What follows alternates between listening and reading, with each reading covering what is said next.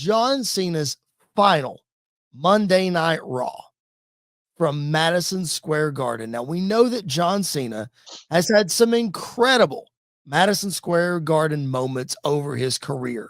Of course, his famous coming over from SmackDown to Monday Night Raw in the draft in 2005, 2008. Who could forget when he returned at the Royal Rumble at Madison Square Garden? And then tonight, in a 6-man tag team match on his final Raw with Rey Mysterio and Sheamus against the Judgment Day. Andy, my reaction was mild when this happened. Your thoughts? I loved it. Oh, come on. Okay. I loved it. Tell me why. Well, first of all, seeing Cena get that admiration in a building where he has been booed out of it many a times Yes. was very special to see that, to the point where obviously it's his last Raw ever, and he walked out and like he almost broke down in tears. Yep. Coming out, and it's just one of those that it was very emotional for me to see that, because that's, even though I hated the guy for so long, that was my childhood wrestling, was watching Cena wrestle, and so seeing that come to an end is not what I was expecting to feel coming into this year, but it's definitely something that has hit me. But then, like, you've got two guys who Cena has a lot of history with, in Sheamus and with Rey Mysterio. And then you just have a fun match. His last match on Raw, a fun match right before. You don't want you don't want him to get injured going into Survivor Series. You don't want Dom to get injured. You don't want to do the one-on-one there. You want to save it for the big pay-per-view. Everybody got to hit their big moment. Everybody got their moment to shine. The crowd was into it the whole time. Did it feel like a house show match? A little bit, and I'm okay with that, because it was more about the moment than it was about the match itself.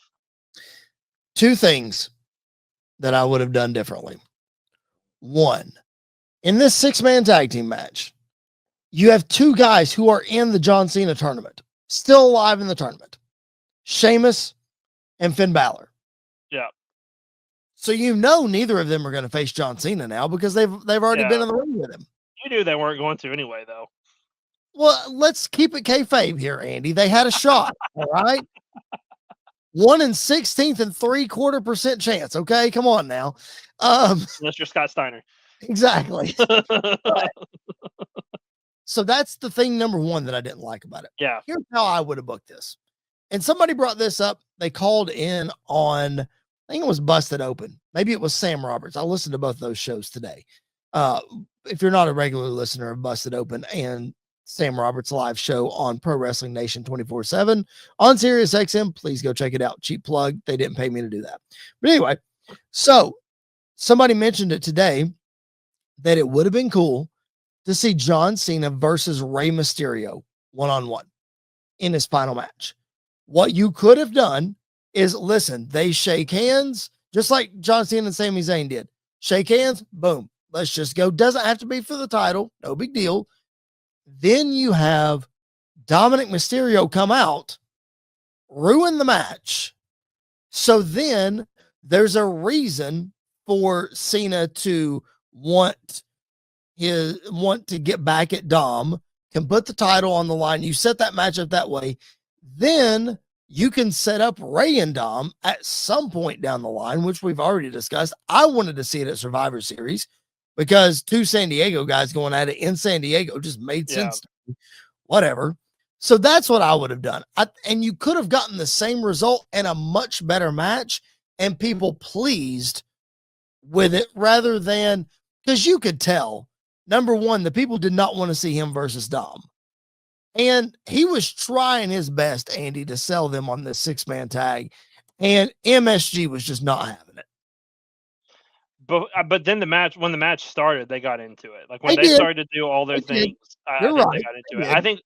I think another way they could have gone is Dom's already got his match with Cena, had his match, and it gets another one with Cena. Finn gets his opportunity in the tournament for this.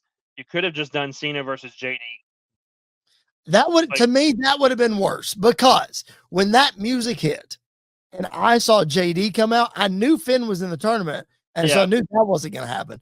So I said, if Cena faces JD in his last Monday Night Raw match one-on-one, I might lose it. I might lose my mind. I'm fine with I would have been fine with it. Absolutely not. I'd have been fine with it. Put the IC title on the line. Have JD. You're building more tension in Judgment Day. Put some respect. We got to start putting some respect on JD McDonough's name when it comes to in-ring stuff. Him and Cena would have had a fantastic match if they'd had one-on-one. JD McDonough is a fine wrestler. He really is. I have nothing against the wrestling ability of JD McDonough. But we're talking about a wrestler who you just said you got emotional for his final Monday Night Raw. A guy who has done nothing but keep this business on the map for the past 23 years. And his final match on the longest running episodic television show in history in Madison Square Garden. You're telling me you would have been fine if it was against JD McDonough. Yeah. Oh my gosh. Yeah, listen, he wants to put over the next and upcoming generation of wrestlers, and JD McDonough is a part of that. I would have had no problems with JD getting that spot. I think the fact that he ate the pin tonight was even better, because I think that's a cool moment for him to be able to eat the pin in Madison Square Garden against John Cena. I think that's something that is great. I enjoyed it. I will stand up. I'm not going to let you sit here and let you lecture me about who is important and not when you like The Miz. The Miz is so much worse than JD McDonough, and that is almost a fact of life. But who has a history with John Cena? Who has beaten John Cena in the main event of WrestleMania? Do we really want to talk about that main event of the worst WrestleMania main event of all time? But it happened. Unfortunately, that nobody wants to remember. That's worse than it happening. Aaron Grisham in the chat, get this JD McDonough mark out of here. Where do I call into this show? Where is the complaint hotline? I want to speak to a manager. Aaron, you're looking at him. This is the complaint hotline. This is where you call into the show. Hey, you want me to send you a StreamYard link? Here you go, Aaron. I'll send it to you. You ready? Go ahead. And you can talk about Gunther too. We'll talk about Gunther. We'll talk about Ilya. You ready? Watch this. Here you go. All right. We'll see if Aaron puts his money where his mouth is. Anyway, that's beside the point. Let's talk about when his face pops up here, I'm gonna laugh. Okay. Would you look who made an appearance on this show? Aaron Grisham is here, a live guest. You called into the show. What do you have to say? Well, first, before I called into the show, I called the police. Andy, they're about to knock on your door because you should be. NYPD we saw tonight. You should be. I hope you didn't call the NYPD because they still laid out. The dude who got speared by Roman gets Cell of the Year. By the way, he legitimately looked dead. Like he was dead. Just out cold. He actually may have been actually speared. We don't know. He may actually not be with us any longer. But what are we doing, Andy? You legitimately believe that if John Cena's last Raw, you would be completely fine with it being a one-on-one between him and JD McDonough? Yeah, because he was going to win anyway. Like, it's not. But that's a waste. That's a total like. Well, what we did was a waste. I think no matter what you do in this moment, nobody cares about the match itself. They just want the moment of Cena being there. He's got a point, Aaron. It was a waste anyway. So I'll give him that. Just because. No. Here's what would have been better. Here's what would have been better. Is if we didn't do Ryder or we didn't do Ziggler in the actual tournament and they just showed up tonight. Yep. Like, I think that would have been.